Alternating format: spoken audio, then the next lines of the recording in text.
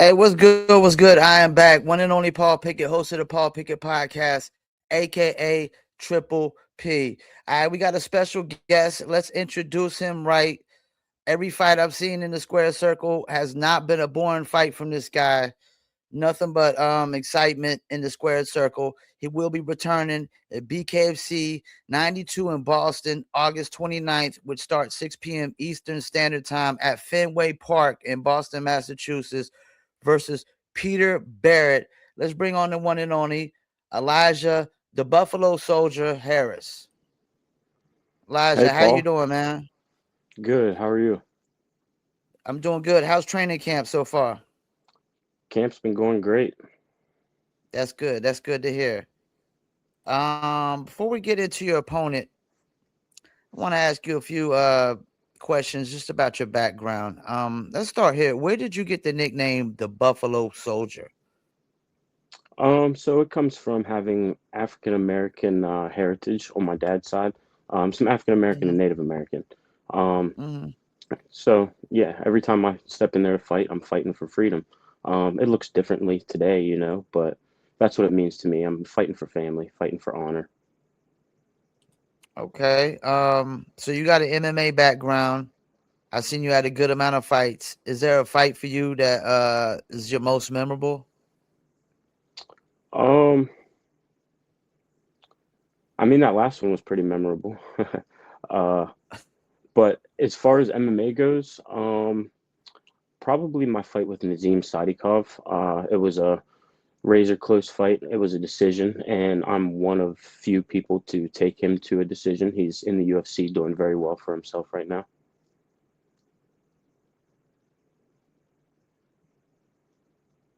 Okay. That's what's up. That's what's up. So you decided to transition from MMA to bare knuckle. What made you decide that bare knuckle was the right move for you? Honestly, for me, it was one of those things that when I saw it, I just thought it looked pretty badass, looked cool, and it was something that I thought, I want to do that at least once. So I went to the tryouts, I got Okay. picked up, and in my debut, I had a viral 7-second knockout, which gave me the record for the fourth fastest. So I was like, well, I can't be one and done with this. I'm gonna have to do it again, and Yeah, just so happened the same thing happened. So here we are. I think I found my new home. that's what's up. So what was going through your mind the first time you stepped into the BKFC ring? Um, be first. Make sure I land before he does. Um, just be first. And coming from MMA, what has been the biggest adjustment for you from MMA to bare knuckle? So when I started my MMA career, I was a wrestler. My striking was not Okay. very good at all. So over the years, I've Okay. progressed into more of a striker, and I was the wrestler that has fallen in love with striking. But in MMA, I never had any knockouts or anything because I was trying too hard to stand and, get the knockout.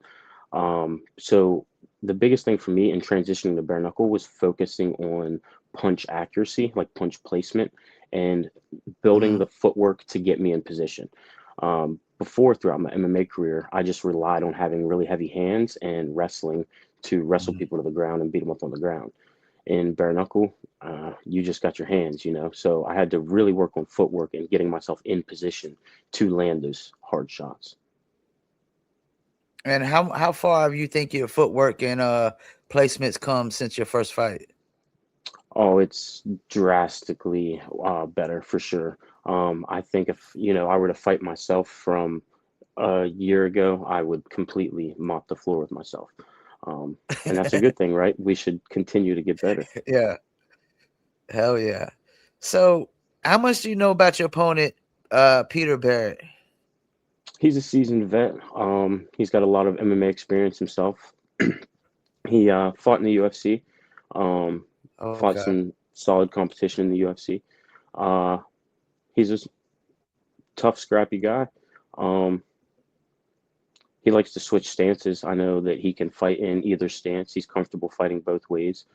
So that's something that I've been working on myself throughout this camp, and I kind of started working on it some into the camp going into the fight prior with Rico. Is just being able to switch stances and be more fluent on either side. So, what do you believe is his biggest strength? Mm, I'm not sure. I mean, he has a TKO win in bare knuckle, and then he has a decision win. Um, I believe in that decision win, though. He broke his hand early on, so I would say just Okay. grit. I feel like he's gritty. To be able to have an injury Break early your on and hand and still keep find a going. way to Yeah. win. Yeah, that shows me that you have heart. Not everyone does, so that's probably Yeah, what and he I has going watched best for him. the knockout he got. I mean, it's hard to tell from that short footage. I mean, he did come in kind of easy, poised, and it looked like he had some power behind that punch. Right. So, I mean, what do you think he gives you the most problems? Um, if I'm not disciplined, I think that's the same for uh, just about anybody. If I get too overzealous, I know I hit hard, and when I land, most guys Yeah, don't like it. They react a certain way. And for me, I smell the blood and I want to go for the kill. But if you're not careful, that can leave you susceptible to catching counter shots, as we saw in my last fight with Rico. I walked into some things yeah, because I had him hurt and I wanted to capitalize rather than taking my time, being patient, and, letting the finish come, which is something that yeah. I've worked on drastically for this camp. And it's funny you say that because every time I'm watching from home and a guy starts to get a guy injured, you hear Chris Lytle always say, you know, get on him, you know. And like you said, sometimes you might not need to. Sometimes you might need to be patient and just, Right. break them down more and wear them down more and punish them more.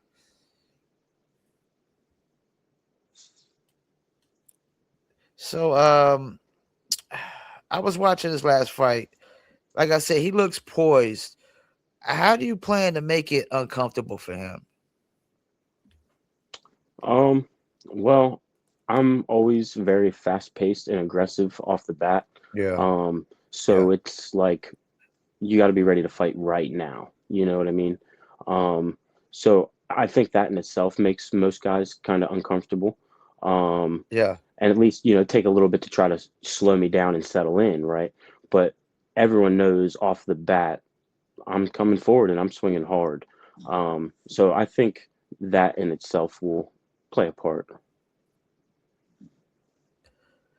I know we were talking about a recap. We was watching a fight card where I think it was the Uruguay. The guys were like dapping each other down and hugging each other before like every round. What's your opinion on like fighters dapping at the when they toe the line? Um, so for me, I like to think all martial arts and stuff are founded on respect at the end of the day. So I like Okay, to dap it up at least in the beginning. Um, Now okay. not like between rounds or whatever, like when at the beginning of the fight, yeah, and then throughout the fight, if we've earned each other's respect, then I feel like, yeah, sure. But, if we're in the middle of a round and we're broken up for something, I'm not trying to touch your hand. Like right now, we're fighting.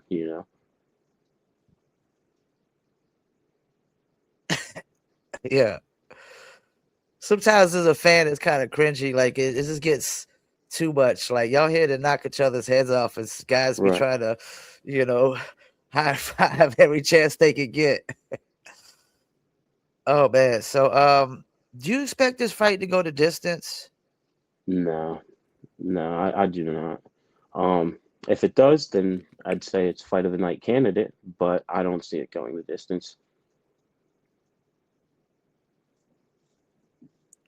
And I know I've seen I think y'all got a time limit on this fight card. I seen where Fenway Park says it has to be done by 10. Like, does Okay. that put any pressure on fighters to try to finish their opponents any faster? I'm not sure. I can't really speak for anyone else, but for me, I'm trying to find the finish every single time. I don't want to leave it in the hands of the judges, you know. Why give them a chance to screw you over if you don't have to? Or the doctor, Right, exactly. because I seen guys, like winning the whole fight, and then they get one cut, and the doctor's like, "Up, stop it." Yeah, I had a fight at the Prudential Center against Jeff Lentz. I had him busted up, and between rounds, someone said that they thought I may have vomited, even though I never vomited anywhere. Um, and the fight was stopped due to the fact that they thought I might have vomited. What? Yeah, That's crazy. Who said that they thought you vomited? it was someone from, it was like the chief medical examiner from the New Jersey State Athletic Oh Commission. my god, Yeah, so that's there was no crazy. overruling it.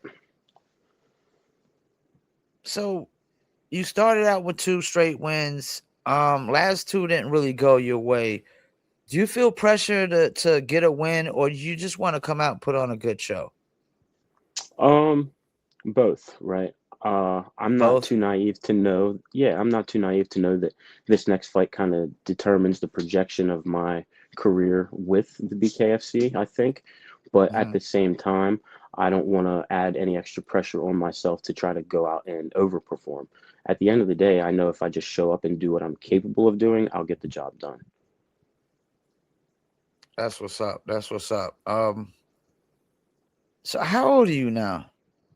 I'm 30, so just getting into my prime. 30. You're young for yeah, you're young for bare knuckles still. Yeah, There's a lot of old farts in here with the championship yeah, belts.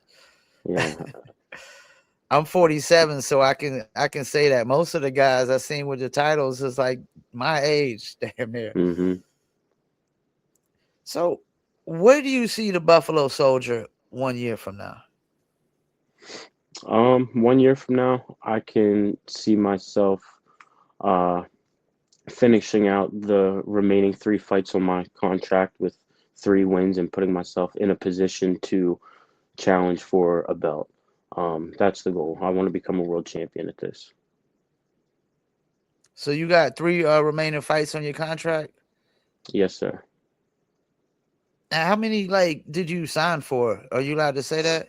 I think I can. I signed a 5 fight deal. 5 fight deal. Okay. Yeah, and I had 2 fights with them before signing the deal. Okay. Okay. So is it? Do you think it's better to sign these multi-fight deals? Because I notice when people don't have these multi-fight deals, like some people have been leaving the company and go to other companies because they can't get fights. Um, I'm not I'm not sure. I mean, it seems to work out for me. They've been keeping me busy. I'm a fighter that likes to stay active, and I haven't really had an issue with that. You know, I don't know if some of the guys are a little pickier than I am. You know, I say yes to every name Uh-huh. that crosses my desk. So That's what's up. I think that kind of helps me. I've been very active for them. Now, this fight coming up, man, Fenway. I mean, how excited are you about fighting in Fenway? They say there could be about 20,000 people in there, possibly. Yeah, I mean that's cool. I think it's pretty cool. Um, Honestly, the location really doesn't mean that much to me. I Okay. know it's a super historic arena and everything, um, but for me, honestly, I just love the fight. So it's an honor to be, someone asked to fight on a large stage, but it wouldn't make a difference to me if we were fighting in someone's backyard. At the end of the day, I just love to fight. So I'm looking forward to the fight more than I'm looking forward to the fact of where it's at. Does the bigger the crowd, does it like bring nerves into it at all? Um, Not for me, not anymore. But I've been competing for a long time. I wrestled in college before I started fighting, so for a while I've been competing in front of big crowds, um, and I don't know. I think I like it more. You dig a little deeper. I don't know. I like the Okay. roar of the crowd. Um, I've also had MMA fights early on that are just in an auditorium, and there's barely 500 people there. Um, I don't know. I like the bright lights, the loud roaring crowd, and it doesn't bother me if I walk out and I'm getting booed by 20,000 people because they're all going to be on their feet cheering for me by the end of the fight. Yeah. And like, so I mean, he's the hometown guy, right? Yeah, Does that kind of make you a little bit more motivated, like beat somebody up in front of their home crowd? yeah, yeah. And I mean, you go into it, thinking like, well, everyone here is for him, you know what I mean? Like, so For we him? can't let it Yeah. in the judge's hands. Yeah. Definitely, because I'm not even gonna bring up a fight that I'm thinking of, but it was a fight I felt like because the guy was at his home crowd that the judges Hmm. definitely did favor him. Yeah. Definitely happens. Where do you fight out of? Tactical Combat Academy in Greencastle, PA, under Josh Hummer. Okay, Um, yeah, I've been there since 2017. okay. You're from Pennsylvania then? Yes, sir. Born and raised? Yep. That's what's up. That's what's up. Tell us, I mean, about you said what is it? Tactical combat?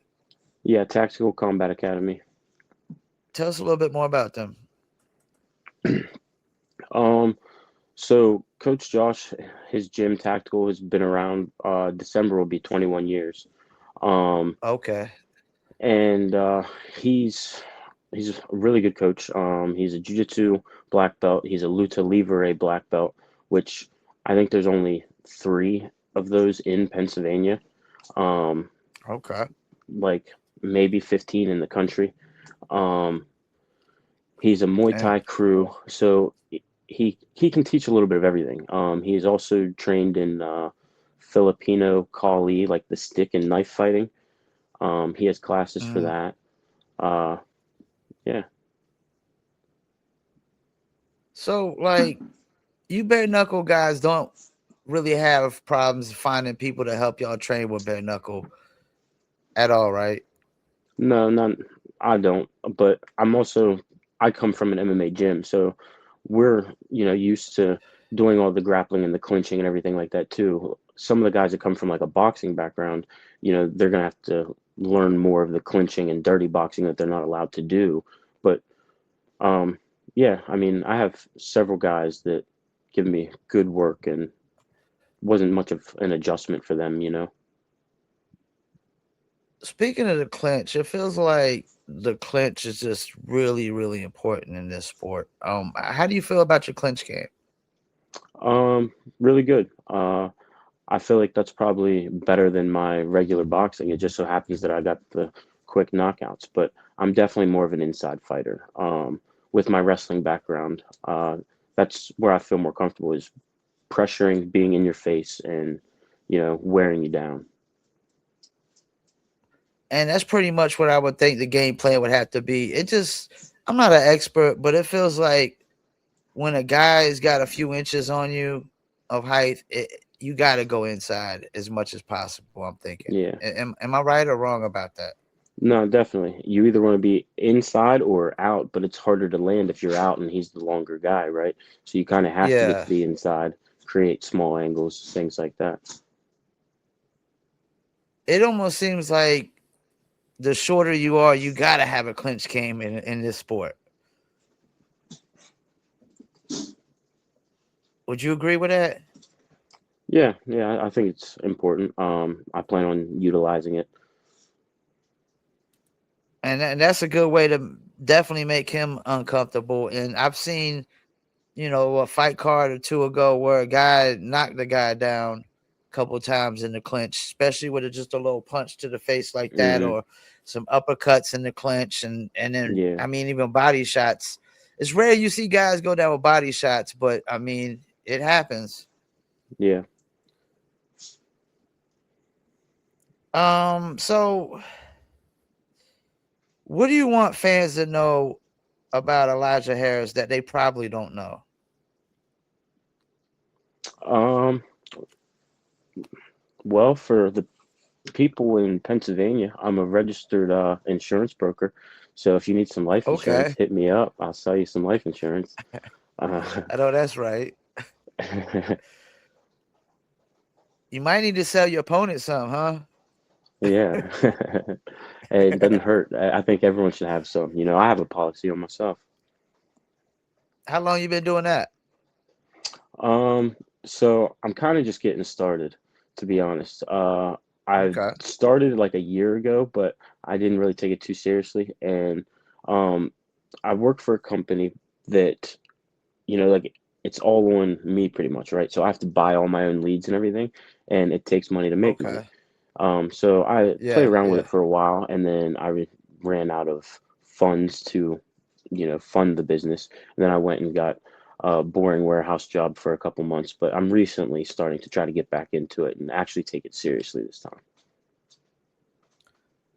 How hard is it for a fighter to make a living in the fight game? Pretty damn hard, unless, you're at the top making big money to fight. It's pretty hard. Most guys have to work full time, and train full time before they make it. It's like you have to be in it for the love it for Yeah, a long time. It seems like, yeah, absolutely. Yeah. Don't get and into that's why I fighting to get respect it. rich. Yeah, Yeah.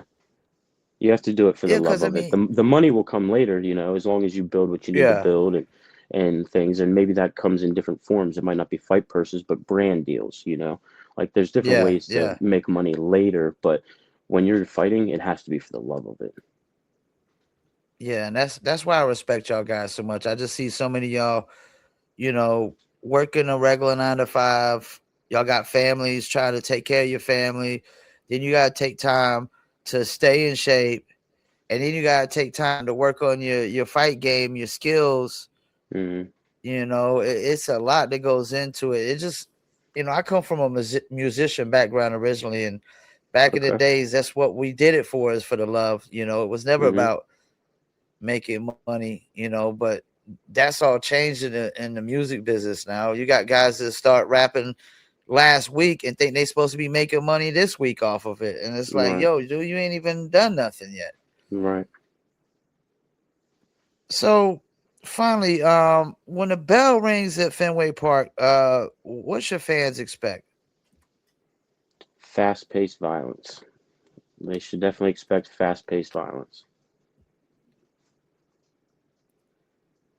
Yeah, I'm definitely. I mean, I'm excited for this one. I'm excited for this whole card. I think Yeah, it's it's a a good really good card. stat card. I know you got Rico's fighting on this card. Is Hmm. that when you would like to try to get back? Yeah, yeah. I definitely would like to get that one back. Uh, Him and I already talked about it. Actually, that night after the fight, we shared some drinks and talked. He's a really good guy. I have nothing but respect for him, but our paths will definitely cross again. I think that'll probably be, after he goes and wins a world title. I think that'd be exactly when I want to run that back. After a few wins of my own, and he's sitting there with a belt. I think you took him the longest so far in the square circle, right? Hmm. Yeah, Like, because I don't think he had 5 rounds in any other fights. And, from my opinion, I mean, he looks like a very tough opponent. yeah, yeah. He was. He was tough. And that was a really good fight, man. Yeah. And I seen, I don't know if you've seen, but James Brown is not Yeah, I part of saw that. BKFC no more. I was kind of surprised to see that. That was someone that I was looking at wanting to fight as well. That would have been a good one too. James is more like technician than I know you would definitely make it uncomfortable for him probably. Right, Yeah, and I think that just makes more room too for that division now, because he was a ranked guy, so somebody's gonna have to take that spot. right. And I know the fighters, y'all don't really care about the rankings, but you know, I think the Well, I fight think some of them, promotions some of do. them, some. I think some of the fighters that are ranked do because they don't seem to want to fight each other. Oh, okay, that makes sense. That makes Yeah, sense. I think There's a that's lot of some of the guys in that problem. division Yeah, that haven't fought each other yet. Like James could have Exactly. fought Duran or something like that already. Yeah, exactly. I think that's the problem with the featherweight division is half of these ranked guys are too scared to actually fight and, defend their rank or try to move up. They want to sit around and wait until, Feldman calls or Shook calls and has that offer for Kai Stewart. But at the end of the day, like, I don't know. I'd rather stay busy, earn your spot. Don't think just because you got it, you can sit there and wait. This just holds up the division. Because I'm looking at all the ranked guys right now, and they already took James off of the. They ain't wasting no damn time, man. Um, and I ain't really like the way they announced it either. It was like because he didn't Yeah, know it was going to be done like that. But none of these guys that are ranked fought each other yet. Like Nathan Rivera versus Plaziola right, or right. Brian Duran or Gaffey or any of these guys. So you're right about that. Now, what's your opinion on Kai Stewart? I mean, he's right now he's the guy to beat, man. Yeah, I don't know. Honestly, I think he's a bum. I think he's a bum that just has the system figured out. Um, however, What do you like I don't know, what do you mean I don't by know. that? Like the system figured out, like the Yeah, point so system, right? The point yes, system, right? yes, Yeah, because he does this little pitter patter bullshit where he's just tapping people on the side, landing these little rabbit punches. But it's supposed to be significant strikes, and significant means that damage is supposed to be done. So, but you yeah, see the punch scores in his fights, and they're just astronomical. Then clearly they're counting stuff that's not significant. Um, yeah. otherwise he wouldn't be winning. He hasn't finished anybody that he fought. Every Nope, fight's a decision, and not it's in a all while. off of the little pitter patter. You know, Yeah. I don't think he could punch his way out of a wet paper bag. What do you think it is that these guys ain't been able to figure out? Because I know personally, man, from inside sources that they definitely wanted Howard Davis to beat this guy, especially with Howard Yeah, his sponsor at the time, and that didn't happen. They definitely thought Duran was going to do it, and that didn't happen. I think some of it is they allow the clown to get in their head, and they want to knock him out so bad that they're trying too hard They're to trying land too that shot hard. or Yeah, whatever. Yeah, and then he just keeps tying them up, wrestle them down till they're tired, and then he'll start to open up his striking more. But he doesn't do that until he already has you tired. Well, I'm yeah. a wrestler too, and I went a lot further in wrestling than he did, and I would throw him around that ring and knock him out. That's what I think about Kai Stewart. He feels like the most hated guy in bare knuckle right now. I think he tries to be. I mean, he's smart, right? It's good marketing for him. Yeah, He's talked about a lot, and ultimately that's what you want when you're in the spotlight, right? he's gotten cockier and cockier ever since that Howard Davis fight. Yeah, It's like if somebody don't beat this guy soon, I mean, he's gonna try to become an actual dictator because he went from Kai Hefty Bag yeah. Now, yeah, Stewart to right, King Kai.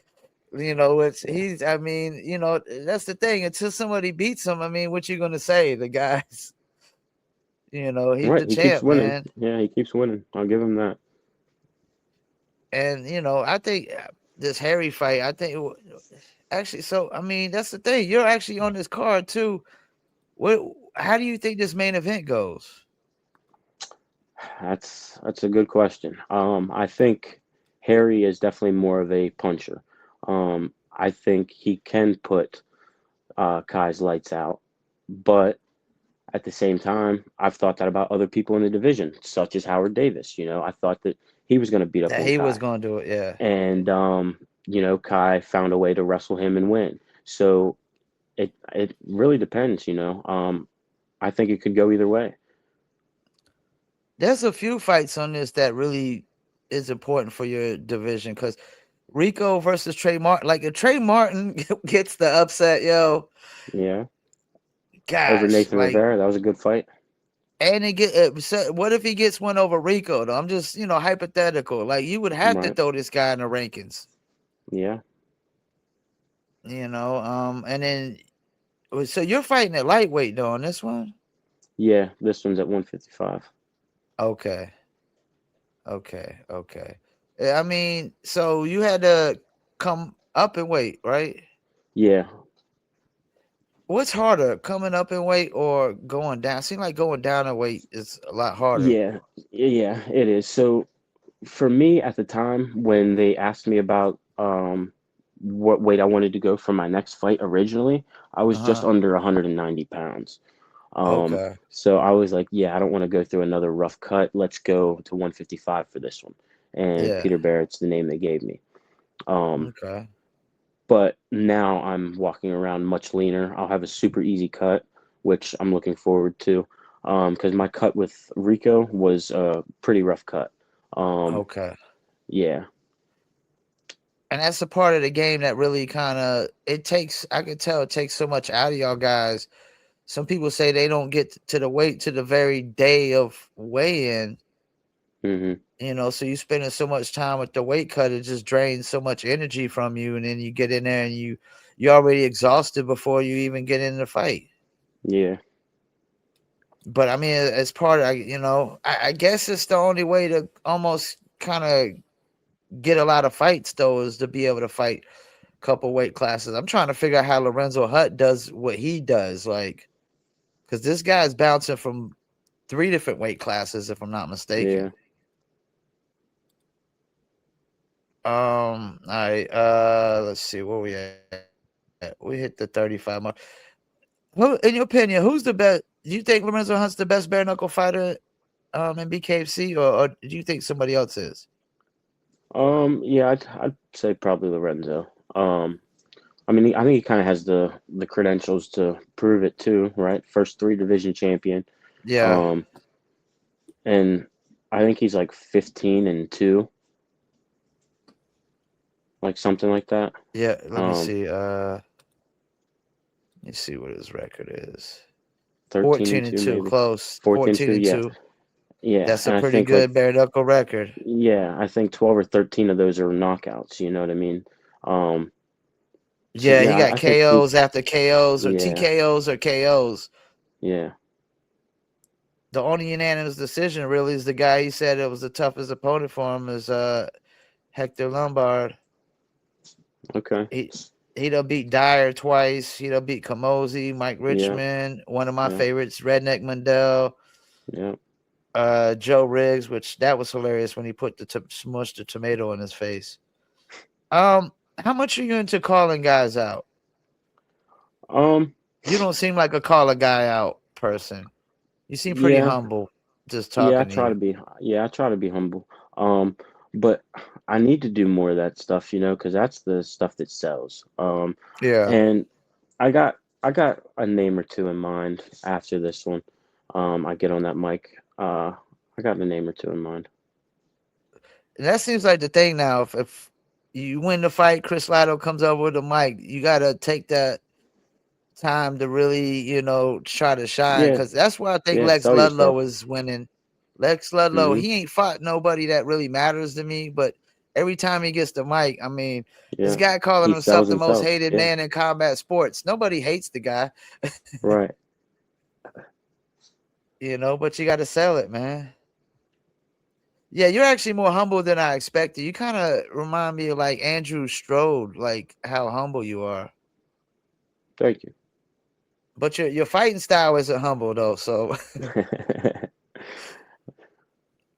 definitely not. Before we go, do you got any shout outs you would like to do? Any sponsors or maybe your coaches or team members or something? Yeah, quick shout out to Bosco Family Chiropractic. He's been a long supporter of mine. And then Coach Josh Hummer at Tactical Combat Academy and all of my teammates there, always helping me stay ready for war, you know.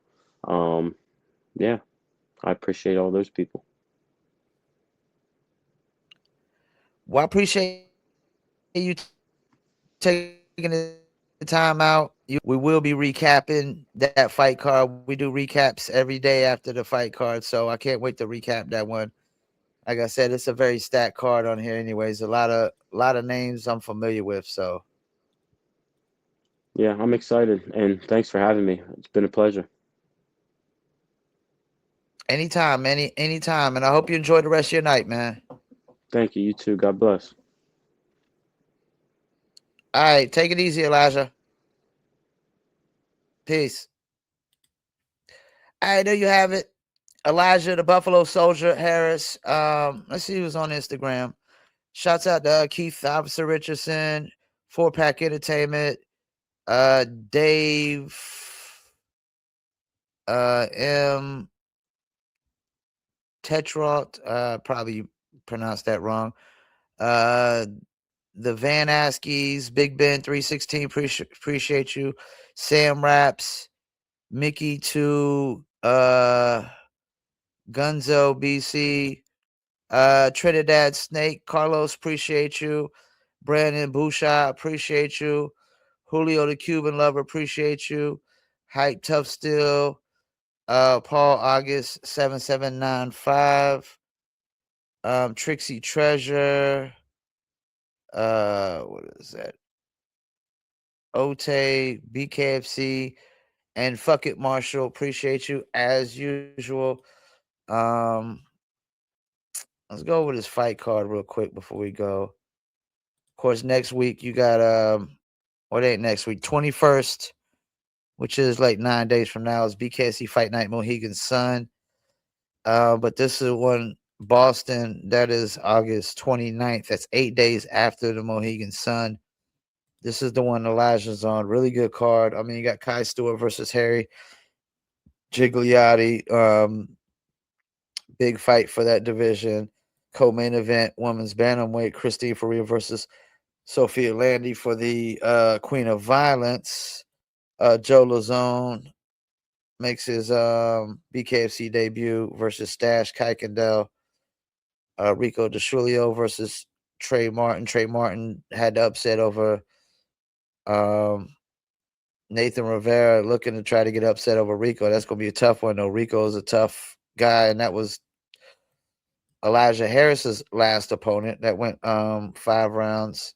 Pat Casey versus Dallas Davidson. Pat Casey's 4-2. Dallas is 5-4. I mean, 9 fights in the BKFC. Charles Rosa versus Sharon Spain. Peter Barrett versus Elijah Harris. Of course, Peter Barrett's 5'10", Harris is 5'7", but it's only a 2-inch difference in the reach. Taylor Starling versus Kat Paprocki, who I recently interviewed. Go check that interview out as well. Kat's 2-1, looking to go to 3-1, and Taylor's 6-4. I mean, if she wins this one, I mean, she'll be 7-4. That's a pretty good bare knuckle record, man, men or women division. You got Guilherme Viana versus Robinson Perez. Interested to see this one. Robinson Perez ain't even fought yet, already making a name for himself when he grabs the mic. James Murin versus Chris Rooney, and Jake Pilla versus Angelo Colon. And you got Shane Jordan versus co-host on Bare Knuckle Recap Show, Daniel Tower Dog Pettit. I'm definitely excited for my guy Dan, man. He been wanting to fight for a while now, man. It's been when was the last time they gave Dan a fight? He been clamoring for a fight. So he last fought August 2nd, last Sturgis, versus Trayvon Kroger, who just fought in Sturgis this time and got a win. And yeah, man, I can't wait. Can't wait to see. And you got David Burke versus David Simpson, who I interviewed a while back. Go check out that interview as well. And I need to bring on David Simpson back on here soon as well. And there's a lot more people I need to just set up with interviews. I might have to go with doing hour shows and 2 interviews at a time. We'll see. All right, we're about to wrap it up. That's the BKC Boston card. Of course, you got Hollywood, BKC 93 Hollywood, BKC 94 Manchester, BKC Belgrade. That's in Serbia. Still got Newark, Clearwater, and Glasgow, and no telling what other fight cards they're gonna have as well. Appreciate everybody tune in, and don't know when my next interview is yet, but the next recap will be the day after the Mohegan Sun card. Normally we do them anywhere from like 2 to 6 p.m. But appreciate y'all tuning in. Shouts out to Elijah Harris. Wish him the best of luck in his fight, and I can't wait to see this one and really see the whole fight card. It's gonna be exciting. Thank y'all for tuning in. Peace, and I'm out.